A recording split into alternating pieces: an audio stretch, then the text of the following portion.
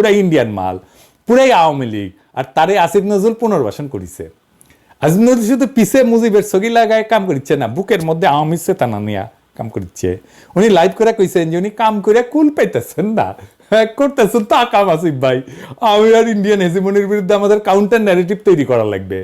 আমাদের 3টা রাষ্ট্রীয় প্রতিষ্ঠানের পুনর্দখল করা লাগবে, বাংলা একাডেমি, শিল্পকলা একাডেমি আর ইসলামিক ফাউন্ডেশন। আপনি অবলীলায় শিল্পকলা একাডেমিতে পাড়া আওয়ামী লীগ আর ইন্ডিয়ান ট্রেন্ড মানুষ বসায় দিলেন আর কাম করিচ্ছেন। হ্যাঁ, এতগুলা মানুষের রক্তের উপর দিয়ে ক্ষমতা যাইয়া এই কাম করলেন আপনি। উপদেষ্টাগিরি ছাড়লে তো আপনি রাস্তায় হেঁটে পারবেন না আসিফ ভাই। হ্যাঁ, কি অবস্থা হবে আপনি টের পাচ্ছেন না।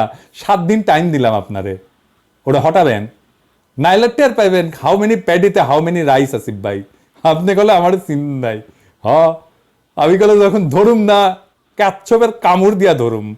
হ্যাঁ, পরে আর সরি করার টাইম পাবেন না, সেজন্য 7 দিন সময় দিয়ে দিলাম। আর আমি আমার এপিসোডের শেষে একজন শহীদের গল্প বলি, আজকে একটা গল্প